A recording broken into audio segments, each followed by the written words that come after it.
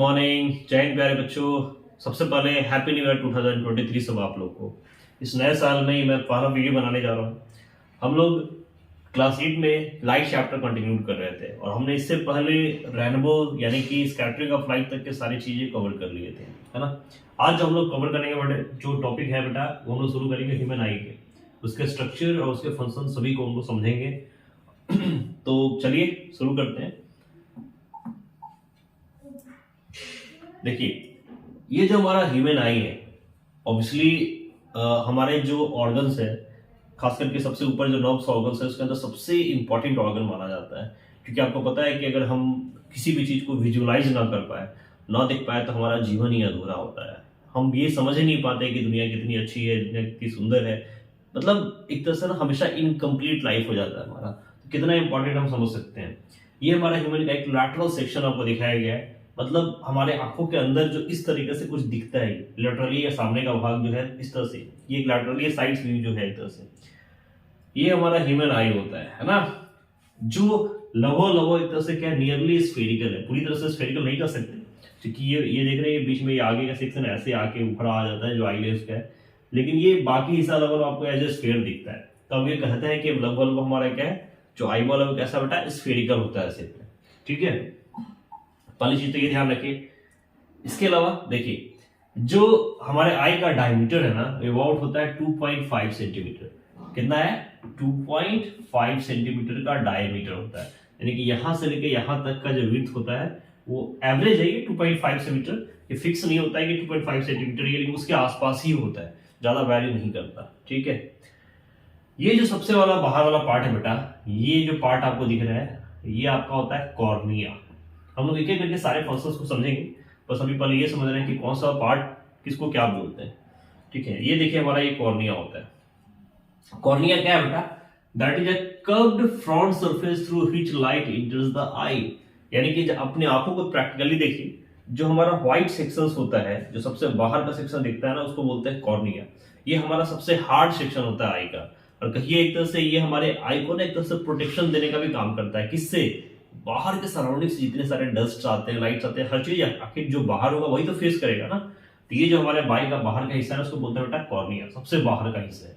ठीक है, और जो भी अमाउंट ऑफ लाइट आएगी उसी के ऊपर पड़ती है, उसके अंदर और भी ऑर्गन्स होते हैं जिसके थ्रू वो इंटर करेगी, लेकिन ये हमारा वो सबसे हिस्सा होता है जो प्रोटेक्शन देता है आई को। ओके, देखिए, it is whitish in colour. ये कलर में कैसा होता है? व्हाइट, यानी कि बिल्कुल व्हाइट होता है, जैसे मैंने आपको भी बताया।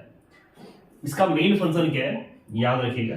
It's main function is to act as a protective layer for the eye. Protection का काम करता है, इसका मेन काम है प्रोटेक्शन देना। और ऐसे भी देखिए इस फिगर के अंदर ये सारी चीजें, ये बाहर इन सब को कवर करके किसने रखा हुआ है? इसने। तो इसका मेन काम क्या है बेटा? कवरिंग का, प्रोटेक्शन देने का। तो ये हम किसके बारे में बात कर रहे थे? कॉर्निया, जो हमारा सबसे आउटर लेयर है। आई होप समझ में आ गया होगा आप लोग को। चलिए अब नेक्स्ट बात करते हैं इसके अंदर। देखिए, इसके अंदर फील होता है बेटा aqueous humour.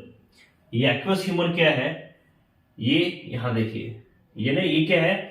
The special behind cornea is filled with a liquid called aqueous humour. ये क्या होता है? एक लिक्विड होता है, एक जेल टाइप का सब्सटेंस होता है, इसीलिए हमारी आंखें आपको हमेशा चिपचिपा नजर आती है। देखते हैं कुछ भी होता है हमेशा आपकी आंखें गीली गीली नजर आती है ना, वो इसी कारण से होती है क्योंकि यहाँ पे एक लिक्विड होता है एक्वस ह्यूमर, जो जस्ट कॉर्निया के पीछे होता है। ये वाला जो हिस्सा है ना, ये पूरा आपका लिक्विड फील्ड होता है बेटा, that is called aqueous humour. ठीक है, इसके बाद देखिए बड़ा इंपॉर्टेंट है बेटा आपका आइरिस। ठीक है, आइरिस देखिए, ये वाला जो हिस्सा आपको दिख रहा है, ठीक है, ये जो हिस्सा दिख रहा है ना आपको, कौन सा? ये वाला हिस्सा, जो कलरफुल हिस्सा दिख रहा है ना, वो आपका क्या होता है बेटा? आइरिस। ठीक है, यानी कि आप ऐसे कर सकते हैं कि behind the cornea is a dark coloured muscular diaphragm called iris. Iris हमारे आई का कलर्ड पार्ट होता है, डायग्राम होता है, जो ठीक कॉर्निया के पीछे होता है। ये वाला हिस्सा जो दिख रहा है कलर्स में ना, ये हमारा होता है आइरिस। ठीक है, इसका मेन काम क्या है? The iris may be pigment and is responsible for the characteristics colour of the eye of the person. चूंकि हमारे आंख के अंदर जो हम लोग कलर आइडेंटिफाई कर पाते हैं, इन चीजों को समझ पाते हैं, तो उसकी लिए रिस्पॉन्सिबल कौन होता है बेटा? आइरिस। साथ में आइरिस के अंदर एक ब्लैक से हम बात करें ना, ये पुतली होती है, पीपुल होती है, उसकी बात करेंगे तो आइरिस का मेन काम क्या है, एक तरह से ये कलर्स के लिए रिस्पॉन्सिबल होता है बेटा, ठीक है, ये हमारा कलर पार्ट होता है, ठीक। इसके बाद देखिए इसके ठीक बीच में जो था क्या बेटा, ये हमारा जो हिस्सा है इसको बोलते हैं पुपिल। ये क्या होता है, पुपिल। ये पुपिल क्या है, a small circular aperture opening is present in the centre of the iris is called pupil. और the size of pupil is variable, self adjustable, the pupil appears black as light is reflected from it. देखिए थोड़ा समझिएगा, cornea, अब हमारे आंखों पे जब कोई लाइट आती है तो पूरी तरीके से पड़ी, आइरिस हमारा कलर पार्ट है, इसके पीछे पिपुल होता है। आप ऐसा समझिए कि आइरिस है जिसके अंदर से लाइट इंटर करता है पूरी तरीके से, तभी तो लाइट को एडजस्ट करेगा, और ठीक उसके बीच में होता है पुपिल। ये पुपिल वो हिस्सा है बिल्कुल एक विंडो की तरह जहां से लाइट पूरी तरीके से इंटर करेगा, और अगर लाइट ज्यादा होती है तो ये हमेशा आपको ब्लैक जैसे दिखेगा, हमेशा ब्लैक होता है, एडजस्टेबल होता है। साथ में इसका जो साइज होता है ना, ये बढ़ता और घटता है, किसके अकॉर्डिंग, लाइट के अकॉर्डिंग, यानी कि लाइट के लिए भी ये सेंसिटिव होता है। आपके कमरे में या बाहर लाइट का अमाउंट कितना है उसके अकॉर्डिंग पुपिल का साइज इंक्रीज और डिक्रीज होता है। जब लाइट डिम होता है ना तो इसका साइज बड़ा हो जाता है। अब कैसे होता है हम करेंगे अभी, है ना, क्यों इसका साइज बड़ा छोटा, कि इसको हेल्प कौन करता है, और जब लाइट ज्यादा होता है तो ये छोटा हो जाता है। यानी कि आप ये कह सकते हैं कि ये सेल्फ एडजस्टेबल होता है, बड़ा स्ट्रॉन्ग कैमरा है, इसको खुद एडजस्ट करने की जरूरत नहीं पड़ती, अपने आप ये अकॉर्डिंग टू लाइट एडजस्ट कर लेता है, ठीक है। तो ये कहाँ होता है बेटा, आइरिस के बीच में होता है ब्लैक हिस्सा। अब फंक्शन ऑफ आइरिस समझिए, देखिए क्या है, the iris regulates the amount of light entering the I bye adjusting the size of people. जो मैं आपको भी समझा रहा था कि हमारे आंख के अंदर कितना लाइट इंटर करेगा, ये कैसे एडजस्ट करता है आइरिस, पुपिल के साइज को बड़ा करके। इन ब्राइट लाइट पुपिल कॉन्ट्रैक्ट्स, ज्यादा जब तेज लाइट होती है तो कॉन्ट्रैक्ट क्या हो जाता है, छोटा हो जाता है, और डिम लाइट में यहाँ देखिए छोटा हो गया और डिम लाइट में बड़ा हो गया, ठीक है। तो इसको हेल्प करेगा सिलियरी मसल्स, जिसके हम आगे चर्चा करेंगे, बट इसका काम याद रखिएगा कि जो आइरिस जो अमाउंट ऑफ लाइट जो होती है ना उसको एडजस्ट करता है पुपिल के सहायता से। और पुपिल का साइज बड़ा कब होगा, जब डिम लाइट होगा, छोटा कब होगा, जब ज्यादा लाइट होगा, ब्राइट लाइट होगा, ओके। इसके अलावा imparts colour of the I, colour के आई को देखिए, जो ब्लू है, किसी का इन जनरल ब्लैक, ब्लू या ब्राउन होती है आई, किसी का ब्लू होता है, किसी का ब्राउन होता है, तो ये कलर आई का पार्ट भी होता है। देखिए ग्रे हो जाता है तो ग्रीन हो जाता है, हैजल, इतने सारे कलर होते हैं बेटा, है ना, ये सारे कलर्स पॉसिबल है आइरिस के कारण। तो यहाँ हमने एक हिस्सा देखा था, अभी और भी चीजें हम लोग करेंगे, ठीक है। अब देखिए, अच्छा इसमें एक चीज छिड़ी है, ये हमारा होता है लेंस, ठीक है। अब लेंस बिल्कुल जिस तरह से लेंस कैमरा का लेंस होता है, तो कैमरा का लेंस का काम क्या होता है, लेंस कैमरा के अंदर वो पार्ट होता है ना जिससे लाइट एंटर करती है और स्क्रीन के ऊपर वो इमेज को फॉर्म करता है। बिल्कुल हमारे अंदर भी यही काम करता है लेंस, यानी कि जो लाइट इंटर की है ना, फाइनली कहाँ से करेगा, इंटर, ठीक है। यानी कि the light entering the I is focused by the eyeless, और इन जनरल हमारे आई में जो लेंस होता है वो होता है कॉन्वेक्स, ठीक है। कैसा होता है, कॉन्वेक्स लेंस की तरह बिहेव करता है, ठीक है ना। तो लेंस क्या है, वहां हिस्सा जो आई के लाइट को जो इंटर किया उसको फोकस कराएगा। और यहां देखिए, the eye lens is convex lens made of the true transparent crystalline lens, ऐसा होता है। देखिए इस टाइप का जो स्ट्रक्चर होता है उसको बोलते हैं बेटा कॉन्वेक्स लेंस। एक हिस्सा ये और एक हिस्सा ये, दोनों ट्रांसपेरेंट होता है। तीसरे लिखा है ट्रांसपेरेंट क्रिस्टलाइन लेयर्स, ये कॉन्वेक्स लेंस की तरह बिहेव करता है। और कॉन्वेक्स लेंस क्या होता है ना, कन्वर्जिंग लेंस होता है। कन्वर्जिंग लेंस का मतलब ये होता है, मैं इसको समझाता हूँ, कि जब यहाँ से लाइट एंटर करेगा ना तो after refraction they will meet on a single point, ये एक पॉइंट पे मिलता है, इसलिए इसको बोलते हैं कन्वर्जिंग लेंस।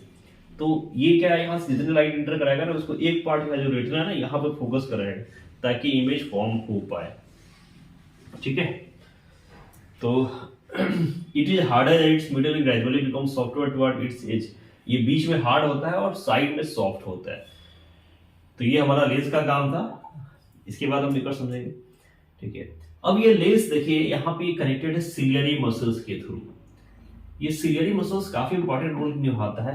क्या करता है बेटा, the eye lens is held in its position by the ciliary muscles, lens को हेल्ड करने का काम कौन करता है, सिलियरी मसल्स। और ये कहीं ना कहीं लेंस के साइज को इंक्रीज और डिक्रीज भी करता है, ठीक है। These muscles help in change the curvature and hence the focal length of the eye lens.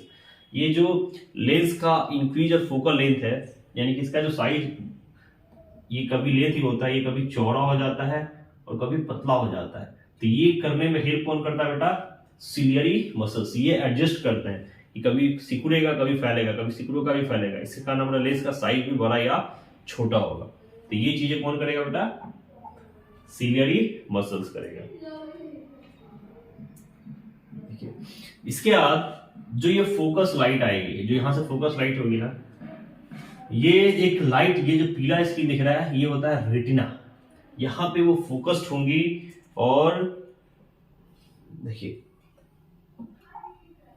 क्या लिखा है? The lens focus light on the sensitive screen called retina. A real inverted image of the object is formed in the retina. Image कैसा बनेगा? Real inverted image of the object is form on the retina. Real मतलब वास्तविक, inverted मतलब होता है उल्टा, retina के ऊपर बनता है, वो हमें बाद में सीधा दिखता है इस टाइप से। ठीक है, जैसे ये अगर ये ओरिजिनल इमेज है, इसका उल्टा इमेज यहाँ फॉर्म होगा, इन्वर्टेड इमेज। ठीक है, उल्टा। अच्छा, ये जो होते हैं ना, इसमें हमारे कई सारे रॉड सेल होते हैं। ये जो पीला पीला जितने दिख रहे हैं बेटा, ये होते हैं रॉड सेल। ये रॉड सेल क्या होता है? और ये होते हैं आपके कोन सेल। ये इस टाइप का दिख रहा है आपको, ये क्या है? रॉड। और इस टाइप का जो दिख रहा है वो क्या है? कोन। इनका काम क्या होता है? देखिए, it is a delicate membrane having enormous number of sensitive sales और फोटो रिसेप्टर्स। ये जो रेटिना होता है, इनके पास काफी ज्यादा सेल्स होते हैं, रॉड और कोन्स होते हैं, जो इस लाइट के लिए रिस्पॉन्सिबल होते हैं, सेंसिटिव होते हैं। रॉड्स और कोन का काम क्या है? The rods and cones respond respectively to the amount of light energy and to the colours present in it. यानी कि जो रॉड और सेल है ना, यही वो पार्ट्स है जो कहीं ना कहीं अमाउंट ऑफ लाइट के लिए सेंसिटिव होता है ना। जब डीम लाइट होती है, व्हाइट लाइट होती है, तो इसलिए सेंसिटिव कौन होगा? रॉड और कोन। देखिए, कोन का काम क्या है? The cone helps us in the colour vision and gets activated only in the bright light condition. यानी कि कोन आपका काम कब करेगा? जब व्हाइट लाइट, ब्राइट लाइट होगा और ये कलर के रिस्पॉन्ड होगा। काफी इंपॉर्टेंट है, इसको याद रखना है अच्छे से। ठीक है, जबकि रॉड सेल काम कब करता है बेटा? डीम कंडीशन में। जब रोशनी कम हो जाती है ना, तो उसमें आपका रॉड सेल काम करेगा। यानी कि दोनों का काम सेंसिटिविटी का ही है। तो अंतर ये है कि कौन ब्राइट लाइट में काम करता है और डीम लाइट में कौन करता है? रॉड। ठीक है, इसलिए हमारा आंख ब्राइट लाइट में भी और डीम लाइट में भी सेंसिटिव कर पाता है, इन दोनों के कारण। देखिए यहाँ पे क्या है? कोन सेल में cone cells defective can not distinguish between the colours. ये कलर्स में डिस्टिंग्विश नहीं कर सकता, कलर ब्लाइंड होता है ना। जब इसको कोई पता नहीं चल रहा है कि भैया कौन सा कलर, ये सिर्फ एक ही। जबकि रॉड सेल्स क्या है? नंबर में कम होते हैं, difficult to see clearly in the dim light, dim light में नहीं देख सकते, एंड नाइट ब्लाइंडनेस, ये नाइट में काम नहीं करता। तो ये कुछ होते हैं डिफरेंस, भी आप इसको याद रख सकते हैं, कोन सेल और रॉड सेल का। नेक्स्ट, अब देखिए, तो ओवरऑल हमने ह्यूमन आई में क्या देखा? अगर मैं एक साथ समराइज करूं तो सबसे बाहर का हिस्सा हमारा क्या था? कॉर्निया। ठीक है, उसके पीछे क्या था बेटा? उसके अंदर फील होता है एक्वासिमर। एक्वासिमर क्या है? एक लिक्विड है। ठीक है, जैसे कॉर्निया सबसे हार्ड और प्रोटेक्टिव लेयर होता है, और हमारा जो कॉर्निया को थोड़ा सा चिपचिपा सेंसिटिविटी कौन प्रदान करता है? आपका एक्वासिमर। उसके पीछे आपने देखा वो हमारा क्या होता है बेटा? आइरिस। आइरिस हमारा क्या? आई का कलर पार्ट है, जो अमाउंट ऑफ लाइट जितना एंटर करेगा उसके लिए रिस्पॉन्सिबल होता है। ठीक है, उस आइरिस के बीच में होता है पुपिल, वो एक तरह से विंडो की तरह काम करता है, जहां से लाइट इंटर करता है। उसके बाद हमारा आईलेंस आता है। आईलेंस का काम क्या है? लाइट जो इंटर की है उसको फोकस कराना रेटिना के ऊपर। साथ में वो अमाउंट ऑफ लाइट को कंट्रोल कैसे करता है? उसके साइज को बढ़ा या घटा के। बढ़ाने घटाने का काम कौन करता है? हेल्प कौन करता है बेटा? सिलियरी मसल्स, जो लेंस से कनेक्टेड होता है उसको होल्ड करके रखता है। उसके बाद जो इमेज बनेगा, कहाँ बनेगा? रेटिना के ऊपर। रेटिना एक स्क्रीन की तरह काम करता है, हमेशा इन्वर्टेड और रियल इमेज फॉर्म करके देता है। उसके बाद एक हिस्सा था, ये जो हिस्सा होता है हमारे आई का, ये वो हिस्सा होता है बेटा जिसको हम लोग बोलते हैं ब्लाइंड स्पॉट। ब्लाइंड स्पॉट मतलब आई का वो हिस्सा जहां पे इमेज बना तो आपको कुछ भी दिखाई नहीं देगा। उसके लास्ट में ये सारे हमारे नर्व सेल्स होते हैं। ठीक है, और ये नर्व सेल्स हमारे कनेक्टेड होते हैं ब्रेन के थ्रू। यानी कि हमारी आई जो चीज विजुअलाइज करती है ना, ये इंस्ट्रक्शन नर्व सेल के थ्रू देती है ब्रेन को, और फिर हमारा ब्रेन इंस्ट्रक्ट कर पाता है कि चलो सर ये टीवी है, ये लैपटॉप है, ये किताब है, ये कॉपी है, ये रूम है। ये सेंसिटिविटी प्रोवाइड कर पाता है। ठीक है, तो इस तरीके से पूरा ह्यूमन आई आपका वर्क करता है। ठीक है। अब देखिए रॉड और कोन्स में जिसे आउल का दिया गया, क्या दिया है, more rod compares to the cone. उल्लू के अंदर ना कोन की संख्या काफी ज्यादा, रॉड की जरूरत। Large cornea and large pupil, इसका जो साइज होता है उसका कॉर्निया और पुपिल का साइज भी बड़ा होता है। Eagle more cone cells compare to the rod, इसके अंदर कोन सेल्स होते हैं। They can see very well during the day, यानी कि चूंकि इसके अंदर कोन सेल्स ज्यादा होता है तो देखो ये दिन में काफी हो सकता है, जबकि उल्लू के अंदर रॉड ज्यादा था इसलिए वो रात में अच्छा देख पाता है। ठीक है, तो ये कंपेरिजन किया गया था। इसके बाद देखिए ये ऑप्टिक नर्व जिसका मैं बता रहा था, ऑप्टिक नर्व क्या है बेटा, अभी मैंने बताया था ना, ऑप्टिक मतलब होता है लाइट, नर्व यानी कि ऑप्टिक नर्व क्या करता है, ऑप्टिक नर्व का मेन काम क्या है, that carries electrical signals to the brain, यानी कि हमारे आई से जो सिग्नल्स हुई ना, ये ऑप्टिक नर्व है, ये हमारे ब्रेन को ट्रांसमिट करेगा और फिर उसके थ्रू हमारा ब्रेन इंस्ट्रक्ट कर पाता है। ये हमारा ब्लाइंड स्पॉट मैंने आपको जस्ट बताया है कि ये वो जंक्शन है ऑप्टिक नर्व का, रेटिना का, जहां पे कोई भी रियल इमेज फॉर्म नहीं होता, क्योंकि यहाँ पे रॉड एंड कोन्स नहीं पाए जाते हैं, इसलिए सेंसरी सेल्स नहीं पाए जाते हैं, इसलिए इसको बोलते हैं ब्लाइंड स्पॉट। यहाँ पे कुछ भी आपको दिखाई नहीं देगा। ठीक है, एक ऑक्टोपस के बारे में बताया जा रहा है कि ऑक्टोपस क्या है, तो octopus do not have a blind spot, octopus के पास कोई ब्लाइंड स्पॉट नहीं होता। The photoreceptors in the octopus retina are located in the inner part of the eye while the cells that carry information to its brain, यानी कि octopus के अंदर कोई ऐसा हिस्सा नहीं जहां पर ब्लाइंड स्पॉट पाया जाए। तो ये याद रख सकते हैं, क्योंकि एक्सेप्शन है ऑक्टोपस, इसके अंदर ब्लाइंड स्पॉट वाली कंडीशंस नहीं होती है। तो एक साथ अगर इसको समराइज करें तो देखिए ये आपके सारे एक साथ आप इसका फिगर ले सकते हो, समझ सकते हो कि सारी इसके आई के नेमिंग्स है। आपकी जब एग्जामिनेशन में आते हैं तो एक साथ सारे के नेमिंग फिगर के साथ साथ इनके नेम लिखने बहुत जरूरी होते हैं और इनके फंक्शंस को एक्सप्लेन करिए। अब हम लोग बात करेंगे बेटा वर्किंग ऑफ ह्यूमन आई की, कि हमारा आंख वर्क कैसे करता है। देखें सबसे पहले क्या है, ये ऑब्जेक्ट है, light coming from the object inter I through the cornea, यहां से जो लाइट आएगी बेटा ये कॉर्निया के थ्रू इंटर करेगी। समझिएगा मेन चीज यही इंटर कर गया। अब देखिए ये light इंटर्स through the pupil, pupil के थ्रू इंटर किया और कहा जाएगा, लेंस पे जाएगा। और देखिए यहाँ पे मैंने बोला था ना कन्वर्जिंग, और ये कहाँ बना बेटा, रेटिना के ऊपर। After that it hits the eyeless which converges this light रे, ये कन्वर्जिंग कन्वेक्स लेंस क्या क्या कन्वर्ज करके इसको रेटिना के ऊपर बनाया, और फिर आपका retina to form a real inverted and devised image on the retina, जो रेटिना के ऊपर फॉर्म हो गया। देखिए इसका उल्टा रियल और डिविस्ड, इसका उल्टा इमेज फॉर्म होता है। अब यहाँ पे जो लाइट है ना हमारा रेटिना, वो एक्टिवेट होता है और incidence light generate electrical signals, ये इलेक्ट्रिकल सिग्नल्स को जनरेट करता है, और ये इलेक्ट्रिक सिग्नल्स ऑप्टिक नर्व के थ्रू हमारे ब्रेन को समझता है, और हमारा ब्रेन इसको क्या करता है, इंटरप्रेट करता है, that the electrical signal is such a way that we see the image which is erect and of the same size of the object, और इस तरीके से हम लोग देख पाते हैं कि वो सेम साइज का इमेज है। तो इस तरीके से पूरा आपका ह्यूमन आई वर्क करता है। ठीक है, तो आई होप आपको वर्किंग समझ में आ गया होगा कि ह्यूमन आई कैसे आइडेंटिफाई कर पा रहा है इसको एक्चुअल साइज में। अब चूंकि देखिए हमारा आई इतना इंपॉर्टेंट है तो भैया उसकी केयर की बहुत जरूरी है, सेंसिटिविटी की जरूरत है, ताकि हम आंख की देखभाल कैसे करेंगे। तो देखिए सबसे पहले कुछ प्रिकॉशंस है, हेल्थ केयर है जो हमारे आई के सामने जरूर करनी चाहिए हमको, like have a regular checkup if so advise use the correct spectacles. सबसे पहले देखिए कभी कभी ऐसा होता है कि हम लोग हमेशा बाहर जाते हैं, आपको पता है पॉल्यूशन रेट कितना बढ़ चुका है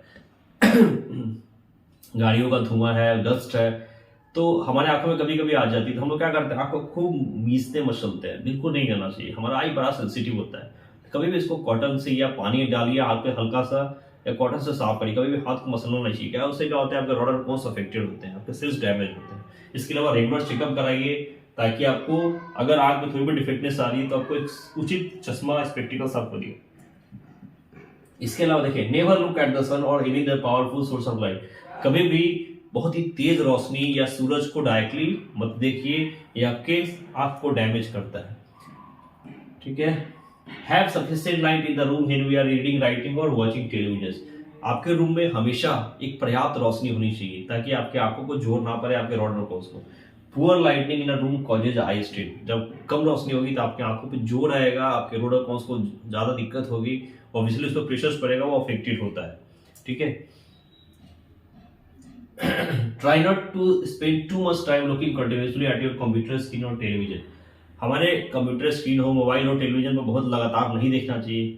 अब सोचिए हमारी आँख के कलर, मोबाइल, टेलीविजन पे इतने सारे कलर्स एक साथ आते हैं, एक साथ इतना एडजस्टमेंट वो कैसे करेगा? तो इसके लिए काफ़ी डिफिकल्ट होता है, आई को काफ़ी स्ट्रेन देता है।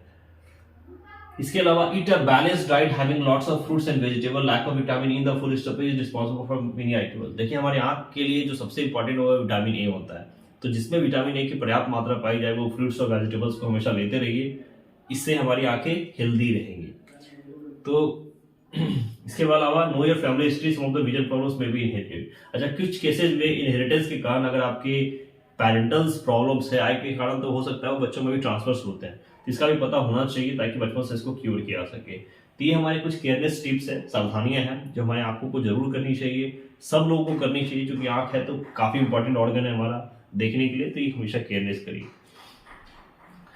तो यहां तक हमने सारी चीजें कवर की है ह्यूमन आई के बारे में। अब हम लोग बात करने वाले हैं बेटा परसिस्टेंस ऑफ विजन और रेंज ऑफ विजन के बारे में। ये क्या होता है? देखिए, the image formed on the retina of the eye does not fade away instantaneously, but impression remains on the retina for about 1/60th of a second in order to remove the object। हम persistence का मतलब क्या होता है कि कोई भी object retina के ऊपर जो हमारे आंखों के सामने से गुजरता है ना, अगर वो 1/60 एक सेकेंड के 16वें भाग तक वहां पे हुआ है ना, तो रेटिना के ऊपर वो दिखाई देगा। यानी कि हम किसी भी ऑब्जेक्ट को सिंपल भाषा में समझिए तभी आइडेंटिफाई कर सकते हैं जब ये हमारे आंखों के सामने कम से कम 1/16 सेकेंड तक अपीयर हो। अगर उसके पहले या उससे ज्यादा स्पीड में आएगा तो हम उसको आइडेंटिफाई ही नहीं कर पाएंगे। ठीक है, तो इसी का मतलब होता है कि वो परसिस्टेंस क्या होता है। जैसे देखिए, the continuous of sensation of vision is called और परसिस्टेंस ऑफ विजन। इसको कैसे डिफाइन करेंगे?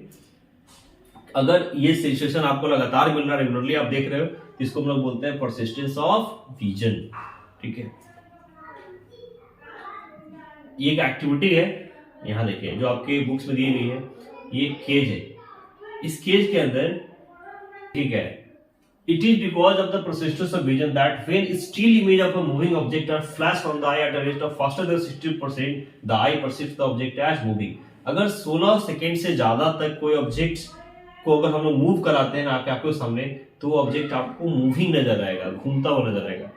पिछले पिक्चर्स में देखिए, मैं आपको फिर से दिखाता हूँ, ये केज है, ठीक है, सिंपल स्टैटिक है, यहाँ पे आपको ये दिखाई नहीं दे रहा। रीजन क्या था?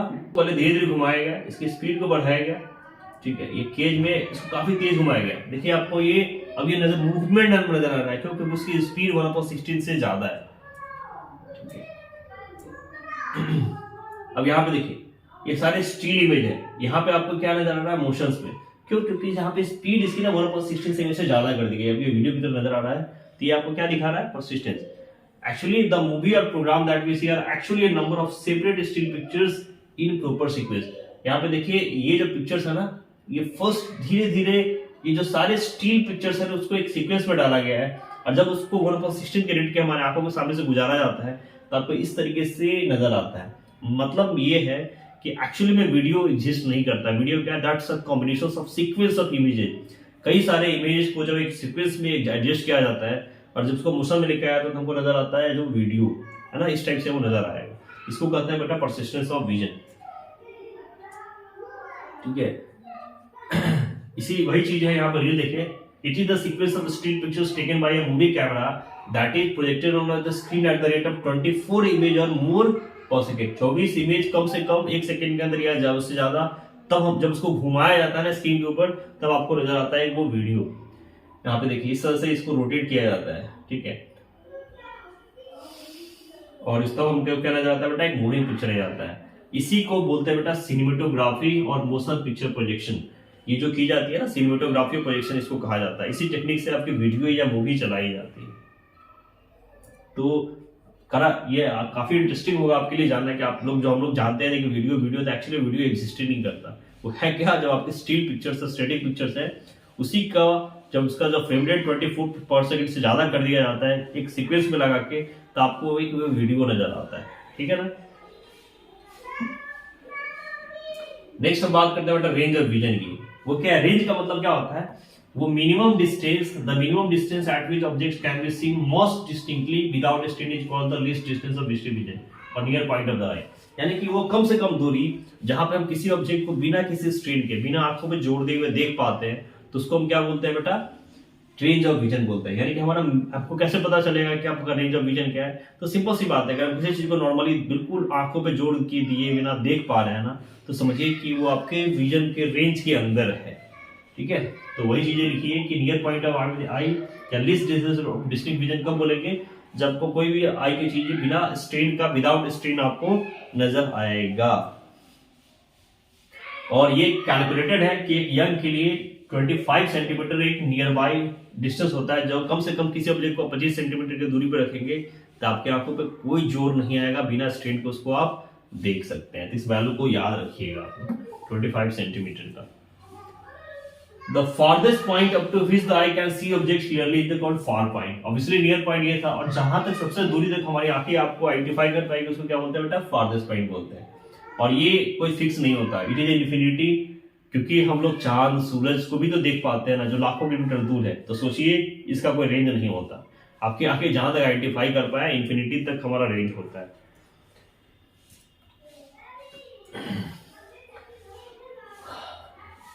अब इसे देखिए, अब कुछ देगा हमें, ये एक बच्चा काफी दूर है, फार अवे है ऑब्जेक्ट से।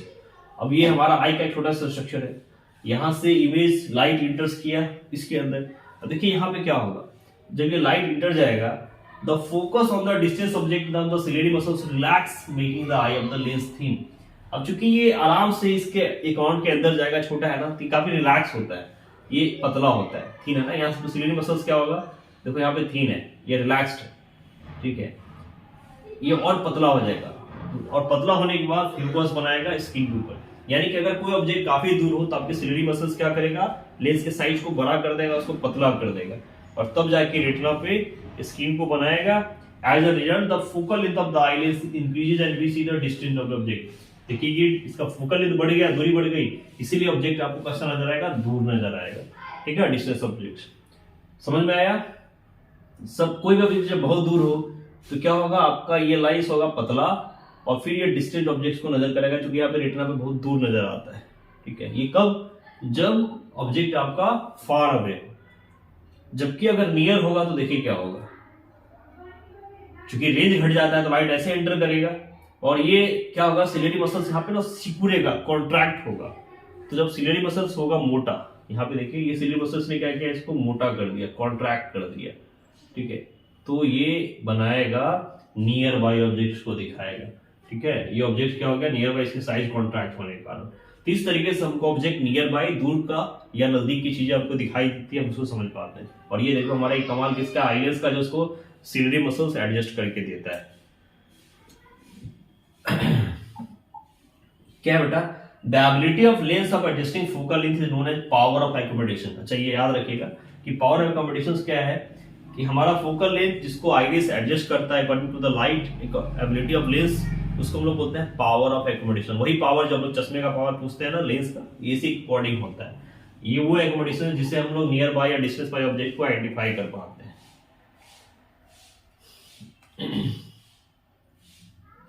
अब देखिए, जो विजुअली चैलेंज पर्संस होते हैं, मतलब जिनकी अनफॉर्चुनेटली आंखें नहीं होती है, किसी कारण से खराब होती है, ऑब्वियसली वो दुनिया को नहीं देख सकती कितनी खूबसूरत है। ठीक है, तो इस केस में उनके लिए कुछ उपाय किया गया। ठीक है, जैसे कुछ प्रॉब्लम्स होती है जिसको बोलते हैं डायबिटीज, नॉर्मल डायबिटिक रेटिनोपैथी। यहाँ पे उनकी आंखें देखिए, यहाँ पे सिलेरी मसल्स काफी कॉन्ट्रैक्ट है, नहीं देख पाता। ठीक है, यहाँ पे जो है, इसके अलावा ग्लॉकोमा, यहाँ पे देखिए ये ऐसे एंटर कर रही है, यहाँ पे ये चीजें नहीं होती, इसी कारण से यहाँ पे आइडेंटिफाई नहीं कर पाता। ठीक है, कैटरैक्ट, ये यहाँ पे देखिए नॉर्मल पीपल का आई है, यहाँ पे कैटरैक्ट आई है, यहाँ पे दिख रहा है पुपिल है ही नहीं, गायब होगी, इसी कारण से इसको आइडेंटिफाई नहीं कर पाता, अमाउंट ऑफ लाइट कंट्रोल नहीं कर पाता। विटामिन ए की जब डिफिशियंसी होती है तो कुछ प्रॉब्लम्स आपको वैसे मैंने बताया कि जेनेटिक का इनहेरिटेड होता है, जो उसके पेरेंट्स से किड्स में ट्रांसफर होता है जीन्स बाय। कुछ पर्सन्स में कुछ एक्सीडेंट के कारण विजन नहीं हो पाता। तो देखिए इनके लिए क्या है, यानी कि दो टाइप्स के विजन होते हैं, एक होता है पार्शियल लॉस जिसमें दिखाई देता है लेकिन धुंधला दिखाई देता है कम होता है, और एक होता है कंप्लीट लॉस। तो जितने विजुअली पर्सन्स है ना, उनको अलग अलग तरीके से ट्रीट किया जाता है। इसके लिए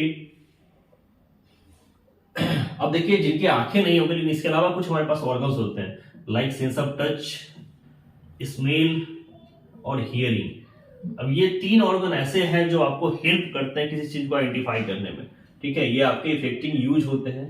तो इसके लिए देखिए कुछ एसिड्स हैं आपके टैक्चुअल एड्स। कुछ एड्स का मतलब होता है वो तरीका जो आपको हेल्प कराए उन चीजों को विजुअलाइज करने में। टैक्चुअल्स होता है यूजिंग सेंस ऑफ टच, मतलब जो टच करने को, जैसे इसको सबसे पहले एक साइंटिस्ट ब्रेल, उन्होंने इस सिस्टम को जनरेट किया था, इसी के नाम पे ब्रेल लिपि जनरेट हुई।